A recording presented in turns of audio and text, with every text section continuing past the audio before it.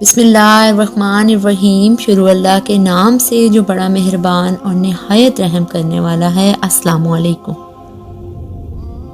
میرے چینل کے معزز خواتین و حضرات، پہلے زمانے میں جب ملک الموت یعنی موت والا فرشتہ لوگوں کے پاس آتا تھا تو رسول اللہ صلی اللہ علیہ وآلہ وسلم نے فرمایا لوگ اس کو دیکھتے تھے، بلکہ روایات میں آتا ہے کہ اللہ تعالیٰ کے مقدس انبیاء کرام کی روح قبض کرتے ہوئے پہلے اجازت لی جاتی تھی۔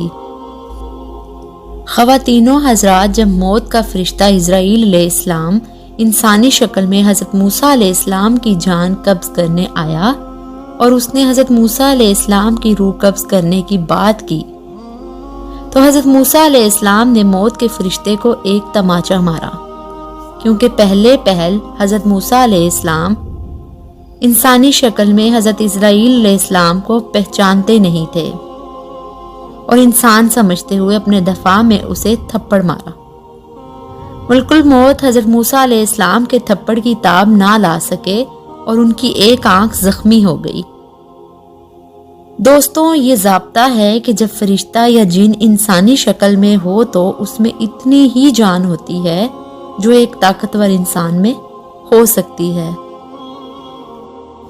لہٰذا ملک الموت حضرت موسیٰ علیہ السلام کے تھپڑ کو برداشت نہ کر سکے، پھر اللہ کے حکم سے ملک الموت حضرت موسیٰ علیہ السلام کے پاس آئے تو موسیٰ علیہ السلام سے پوچھا کہ اے ملک الموت، تو میری زیارت کو آیا ہے یا میری روح قبض کرنے آیا ہے؟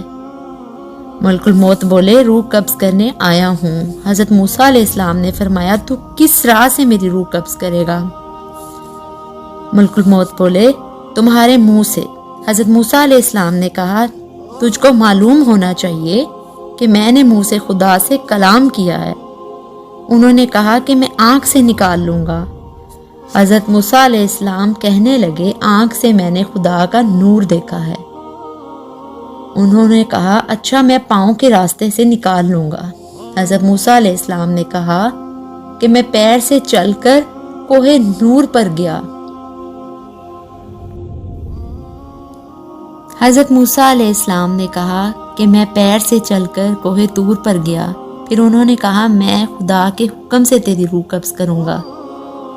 پھر حضرت موسیٰ علیہ السلام بہت غصے میں آئے اور کہا اے اسرائیل، کتنے ہزار کلام میں نے خدا سے بلا واسطہ کیے، کوئی بیچ میں فاصلہ نہ تھا، بس آپس میں عزت کی قسم ہے کہ جلدی جان دینا پسند نہ کروں گا، کیونکہ اللہ سے میرا اور بھی سوال ہے۔ ملک الموت یہ سن کر چلے گئے اور جناب باری تعالیٰ میں عرض کی کہ خدایا تجھ کو خوب معلوم ہے جو موسیٰ علیہ السلام نے مجھ کو کہا ہے کہ اس وقت میں جان دینا پسند نہیں کروں گا۔ پھر خطاب آیا کہ اے موسیٰ تو میری طرف آنے کو راضی نہیں ہے؟ وہ فوراً بول اٹھے اے میرے پروردگار، میں تیرے پاس آنے کو راضی ہوں، مگر ایک بار تیرے دیدار کی تمنا رکھتا ہوں کہ میں کوہ نور پر جا کر شکر کروں اور وہیں جا کر تیرا کلام سنوں۔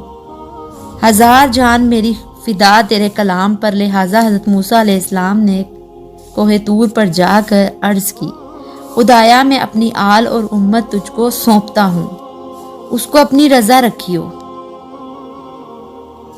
اور ان کو مال حرام سے باز رکھیو اور ان کو روزی میں حلال دیجیو، کیونکہ میری امت ناتواہ ہے۔ لہٰذا اے موسیٰ زمین پر عصا مار۔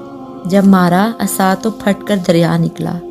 پھر حکم ہوا اس دریا میں عصا مار۔ جب مارا تو اس کے اندر سے سیاہ پتھر نمودار ہوا۔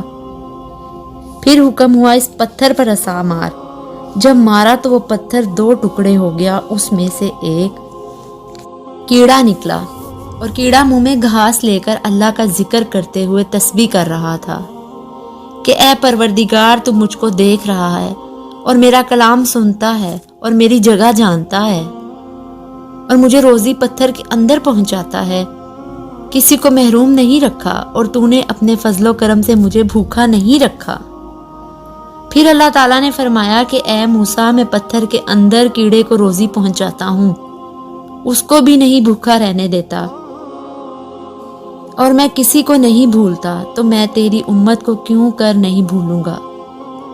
یہ سن کر حضرت موسیٰ علیہ السلام بہت خوش ہو کر کوہ طور سے نیچے اتر آئے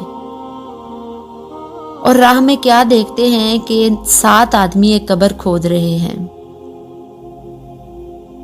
ان سے پوچھا کہ تم کس واسطے یہ قبر کھود رہے ہو؟ انہوں نے حضرت موسیٰ علیہ السلام سے کہا، جو صاحب قبر ہے وہ تمہارے قد کے برابر ہے، لہٰذا تم ایک بار قبر میں اتر کے تو دیکھو تمہارے قد کے برابر ہوئی کہ نہیں۔ اب حضرت موسیٰ علیہ السلام نے قبر میں اتر کر دیکھا اور پھر کہا کہ یہ کیا خوب جگہ ہے، کاش یہ قبر میرے لیے ہوتی تو کیا خوب ہوتا۔ اسی وقت حضرت جبرائیل علیہ السلام نے ایک سیب لا کر حضرت موسیٰ علیہ السلام کے سامنے رکھ دیا۔ انہوں نے اس کو سونگھا اور فوراً جان بحق تسلیم ہو گئے، اور فرشتوں نے آپ کو نہلا دھلا کر کفن پہنایا اور جنازہ پڑھ کر اسی قبر میں دفن کر کے قبر کو چھپا دیا۔ اس لیے کوئی نہیں جانتا کہ حضرت موسیٰ علیہ السلام کی قبر کہاں ہے۔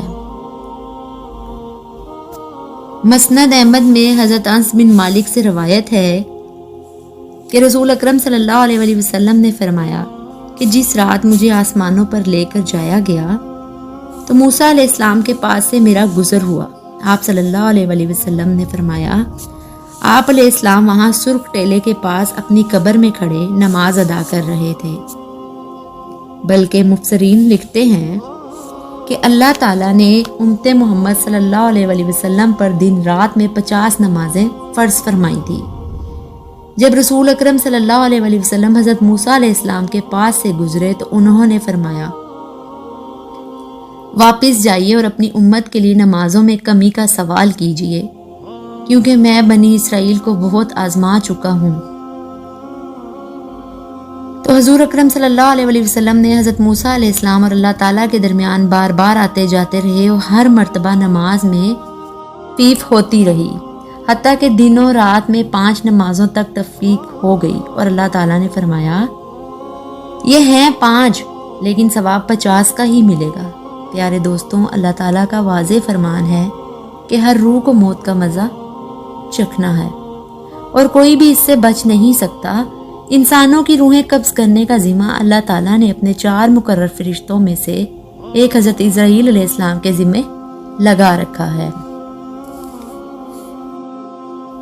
اور ان کو ملک الموت بھی کہا جاتا ہے۔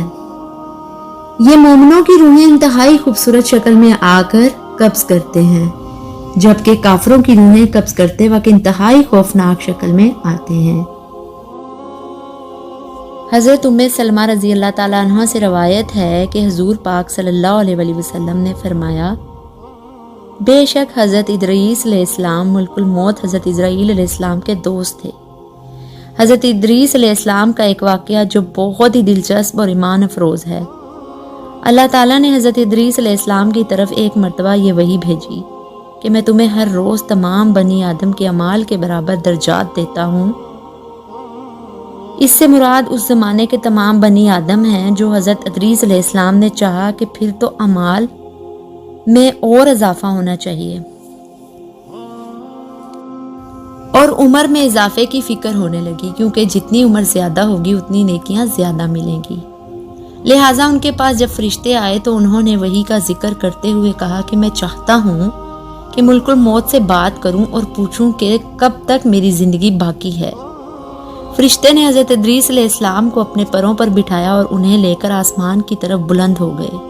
جب وہ 4تھے آسمان پر پہنچے تو ان کی ملک الموت سے ملاقات ہو گئی جو نیچے اتر رہے تھے۔ حضرت ادریس علیہ السلام کے دوست فرشتے نے ملک الموت سے حضرت ادریس علیہ السلام کے بارے میں ذکر کیا تو اسرائیل علیہ السلام نے پوچھا، حضرت ادریس علیہ السلام کہاں ہیں؟ فرشتے نے جواب دیا کہ وہ میری پشت پر ہیں۔ اس بات پر ملک الموت نے حیرت کا اظہار کرتے ہوئے کہا کہ بڑا تعجب ہے، مجھے پروردگار کی طرف سے کہہ کر بھیجا گیا کہ جب حضرت ادریس علیہ السلام کی روح 4تھے آسمان پر قبض کر لو، تو میں نے سوچا کہ وہ تو زمین پر ہیں، ان کی روح 4تھے آسمان پر کیسے قبض کروں؟ ابھی اسی سوچ و وچار میں تھا اور زمین پر اتر رہا تھا کہ تم انہیں لے کر 4تھے آسمان پر آ گئے۔ پھر ملک الموت نے ان کی روح قبض کر لی اس واقعے کو کسی اور طریقے سے بھی کتابوں میں لکھا گیا ہے کہ حضرت ادریس علیہ السلام نے فرشتے سے کہا کہ ملک الموت سے میرے بارے میں سوال کرو کہ میری کتنی عمر باقی رہ گئی ہے۔ فرشتے نے یہ سوال ملک الموت یعنی حضرت جبرائیل علیہ السلام سے پوچھا تو ملک الموت نے کہا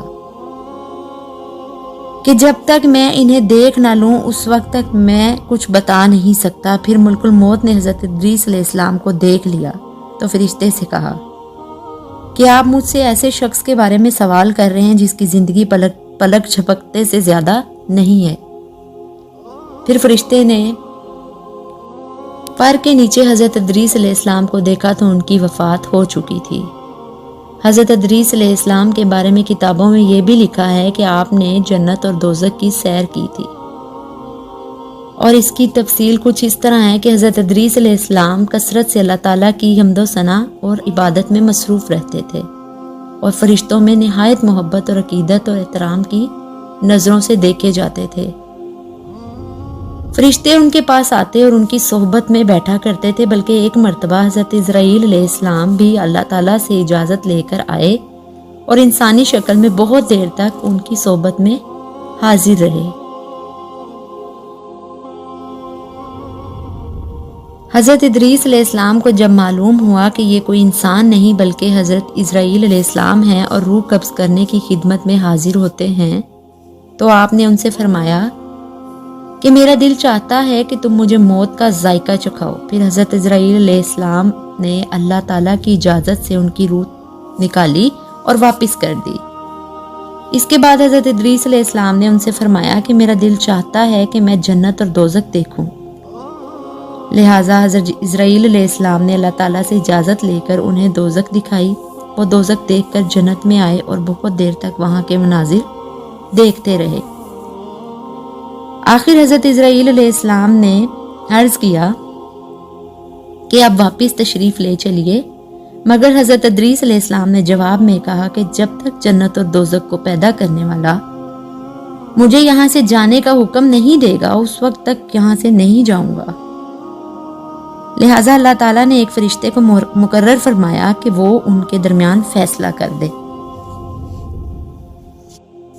حضرت اسرائیل علیہ السلام نے اس فرشتے کو پوری صورتحال بتائی۔ پھر حضرت ادریس علیہ السلام نے فرمایا میں قانون خداوندی کے مطابق موت کا ذائقہ چکھ چکا ہوں اور اب جنت میں آ گیا ہوں، کیونکہ حق تعالیٰ نے فرمایا ہے جو لوگ جنت میں داخل ہو جائیں گے ہم ان کو جنت سے نہیں نکالیں گے، لہٰذا میں یہاں سے نہیں جانا چاہتا۔